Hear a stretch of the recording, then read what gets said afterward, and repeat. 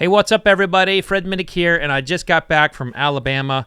I have a ton of work to do.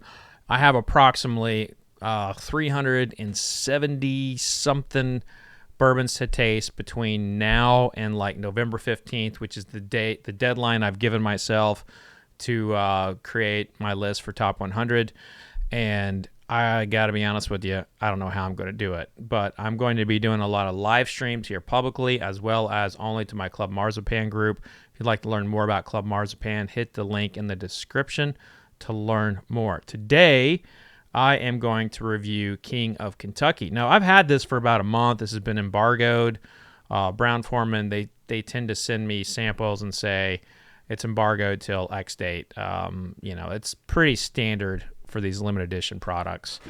But I was going to take it with me to Alabama to review, and I forgot it. And I only ended up tasting one thing in Alabama anyway, and that was the Weller, which did not really live up to what it had been in the past. I was very disappointed in it. And in case you're wondering, I retasted it, and it still was not good. So it was not just a one tasting moment or one day moment.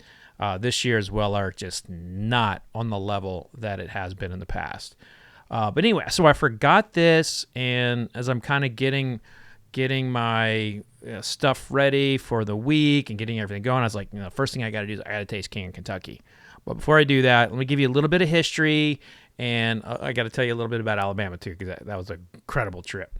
But if you want to skip past that, I will put when I start tasting, I'll put the number, the time code of when I start tasting in the description or a comment. So I went to Alabama, went to see Alabama play Tennessee.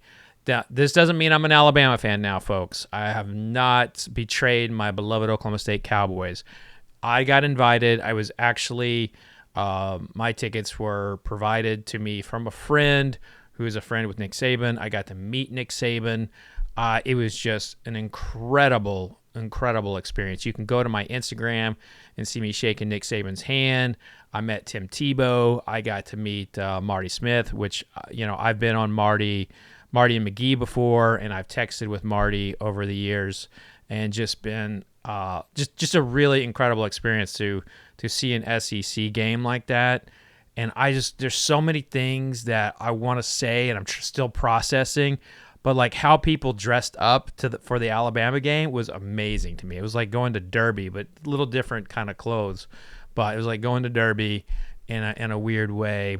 And then everybody says "Roll Tide." Like you're in the bathroom, you get done getting your paper towels to dry your hands.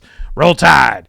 You're at a gas station, you're filling up your gas tank. Roll Tide. I was just like, my friend John Hargrove, who's a master distiller in the business, we just started saying "Roll Tide" walking down the street to random people, and they were like, "Roll Tide."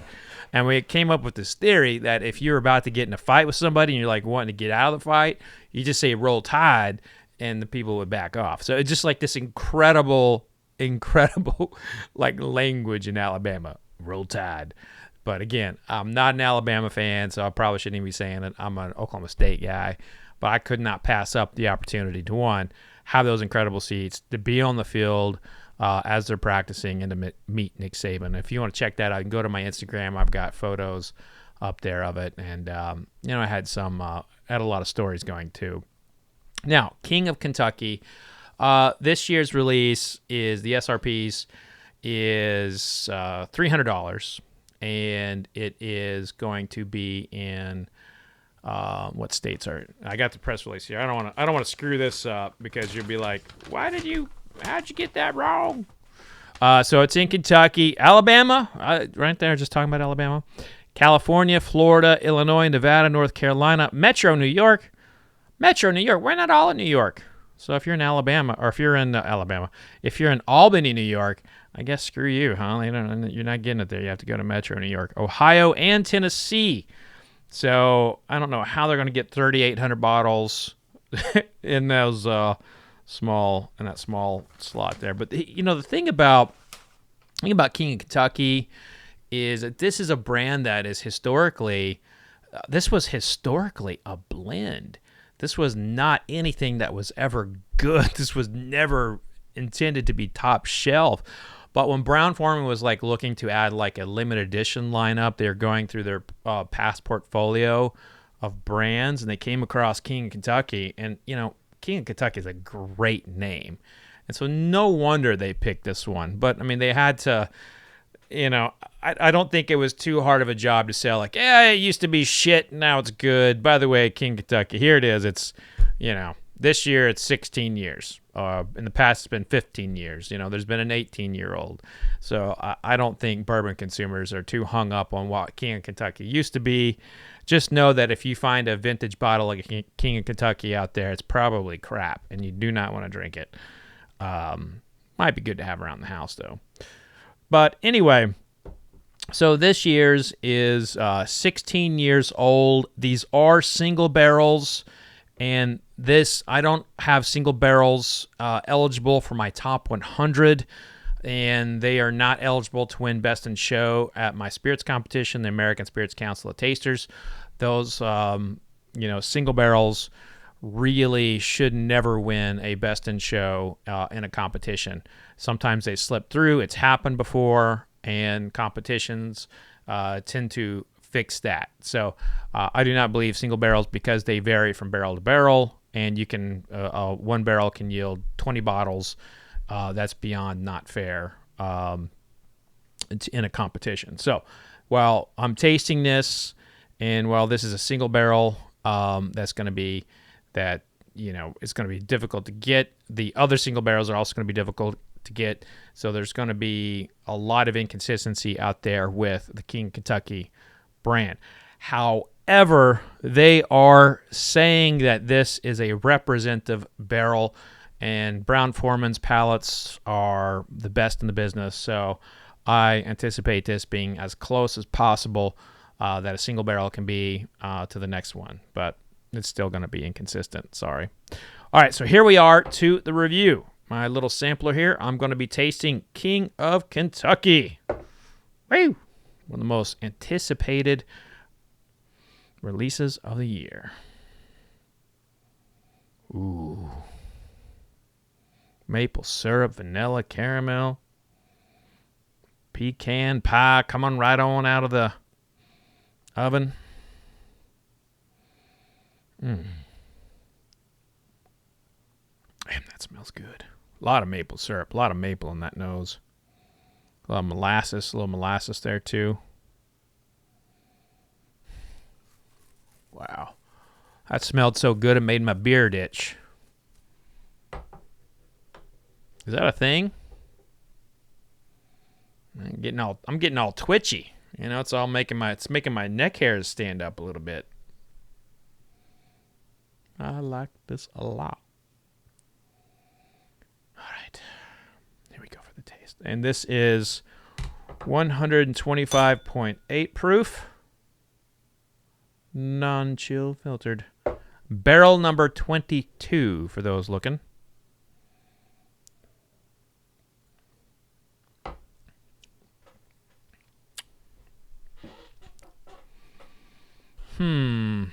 Well, first of all, this don't taste like no 125.8 proof. No sirree, Bob. This tastes like it just gets on that tongue. It's like velvet. Dripping on down the jawline, curling on underneath. Man, this is a velvety palate. Good Lord Almighty.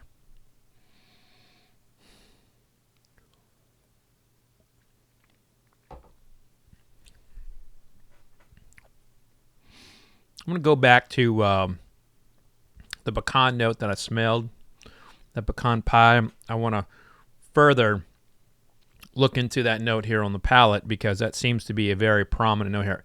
I get like a pecan, praline, nice little moist, not the hard kind, but the nice little moist one where you can kind of squeeze it a little bit, squinches in between your fingers, and you can feel it all chewy and it's sugary. And that really covers the first note that I'm getting here. Then I get a lot of fig, I get a lot of brown sugar, which also part of like the praline, but brown sugar by itself. And I had said molasses on the nose. There's a little hint of molasses, but before that hint of molasses, like a cherry cola. Cherry Coca-Cola. Vanilla cherry Coca-Cola. Hey, that sounds like the diabetes waiting to happen, huh? All this. Goodness gracious.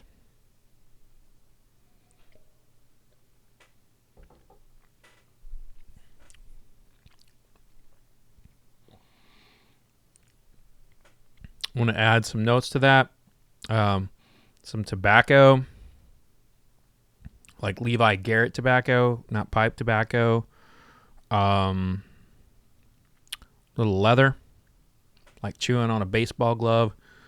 Not that other kind of leather, you weirdo. And then, there's something in here. I can't figure it out. It's in that kind of nuttiness flavor profile. I'll taste it one more time. Hey, well, I know how to figure it out. Taste it one more time. Good idea. Thanks, Bob.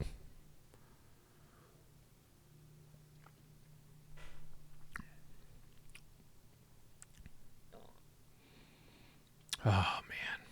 I love my job. I cannot believe I get to do this for a living. But I do have to taste a lot of shitty whiskey in order to get to the good stuff. And sometimes the good stuff is not that good. Like last week I reviewed that Weller, right? Wasn't good. I tasted it again and again, and this year's William Lou Weller is not good. But this year's King of Kentucky, at least this representative barrel, is splendid. Is it worth $300? Absolutely. Is it worth the insane markup that it's going to be? Well, there's a lot of $2,000 scotches out there, and I'd probably buy this King of Kentucky over those $2,000 scotches.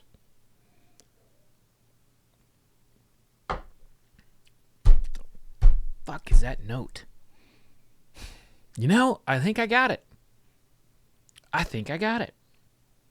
I keep saying it was nuttiness, right? But it was not nuttiness. It was like this, Oloroso sherry note, which has a lot of nuttiness to it, but it wasn't quite. It has an Oloroso sherry note to it. Huh. Lobby damn. That's what that was. Now that I said that out loud, and I'm talking to myself, which, there is a camera here, and I'm looking at it, but I really am just talking to myself about what that note was. It was like you guys were not even here. So, apologies.